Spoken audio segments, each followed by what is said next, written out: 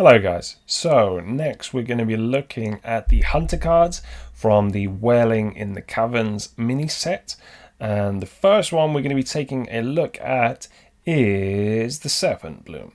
So I don't know why I did a big weight like that.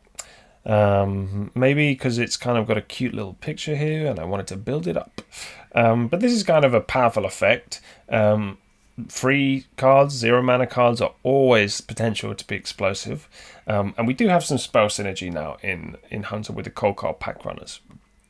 So having a 0 mana spell for that is good. And then they, coincidentally enough, produce beasts with rush. So you can then add on the Serpent Bloom to make some of them poisonous. So a really powerful effect with that to give you some, gain back some tempo, help clear some big boards. But it's whether there's space for Hunter. So Hunter at the moment is in a place where predominantly the only deck that has any merit is Face Hunter. And Face Hunter is a really strong deck with some reach, but it still doesn't have card draw. It has more staying power than it did before because of cards like Warsong Wrangler, which is really powerful to have as a discover option to buff up your beasts. And then Barrack Codebane, which helps you draw 3 cards to help stay on top. So it does have some resources, in particular, this drawing some spells. Again, more of that synergy with the cold card pack runner. So you've got a bit of discovering, but you haven't got a super huge amount of reach. Maybe a card like this can give you more space to place more slower discovery cards or more value generators, so that you can justify it because you can catch up with a card like this.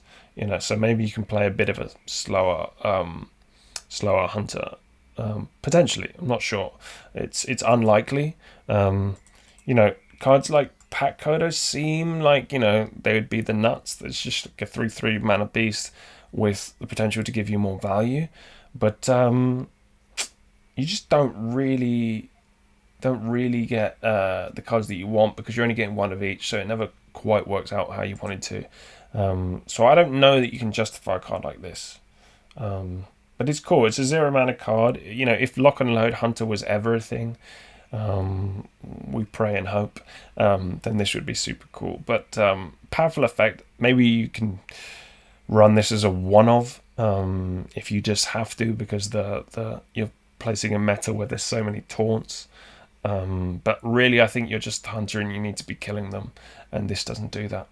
So I'm not sure you can justify playing it, unfortunately. Next up, we have the Sindorai Scent Finder. So this is a cool card. Oh, sorry there. I hope that didn't mess with your ears there. So this is a 4 mana, 1/6 Frenzy summon 4 1/1 hyenas with rush. So interesting card, but doesn't really do that much, to be honest. You summon these, but you'd need to ping this to get the effect, to get them. But then you have a body, but you also have these minions. It's like, what is this doing? So you kind of get like a big board. But when are you playing this? Are you playing this on 5 and then pinging it with Wound Prey? That doesn't seem very good. It's kind of a cool card. I think maybe just I like it because of the art, but as a minion, I just have no idea where this goes in Hunter, to be honest. So I don't think this will see much play. And then next up we have the Venomous Strike Bow. This is a 4 mana weapon, super expensive, poisonous 1/2. So you can kill 2 minions with this. Which if you think of that in terms of 4 mana, that's really good. But by the time you've played the first, they know that you have it up. So they're going to be more cautious playing into the second charge. If you're playing against a fast deck like a Paladin or something, who can't afford to respect the poisonous, well, then they're going to be playing big bodies, and then you're going to be killing yourself anyway because that's just damage to their face. So more you'd want this, it's kind of like a control tool. So it's kind of a slow control tool against maybe something like Priest or Control Warrior or some sort of control deck. But then what are you doing? Your Hunter, you can't afford to play slowly.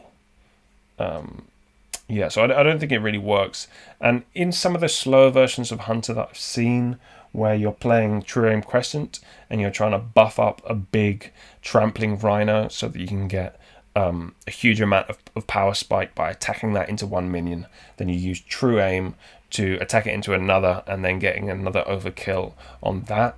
Then they're kind of counteracting, because you like to leave that True Aim Crescent up for a long time, waiting for the most opportune moment, because it's got 4 charges on it, and you kind of want to be using them tactically. So you can't just drop down this to kill a minion in between. Say you've used 2 strikes on your True Aim Crescent, and then you want to take out a minion. Well, you'd have to override that and then play this to kill a minion, but then you'd be missing out on your combo potential with the Trampling Rhino. So I don't think there's really space to have another 4-mana weapon. Even the Rindling's Rifle, which is a really powerful Hunter weapon, doesn't always see play at the moment. I mean, generally does, but it doesn't always see play, and that's because these kind of slower cards don't really work in Hunter. And I think ultimately, you'll just be sticking with the main Hunter package. Maybe the Serpent Bloom has enough synergy and merit to stick 1 copy of it in it, but even then I don't think so, unfortunately. If Barrack Codebane was draw a 0, 1, 2, 3, like if it included the 0 cost spell on there, that would be super cool. That'd be a nice addition, actually, maybe if they buffed this and added that. But this is already such a strong card that I don't think they would. But that would be really cool, to guarantee that you get this Serpent Bloom. But as it is, pretty meh for Hunter, unfortunately.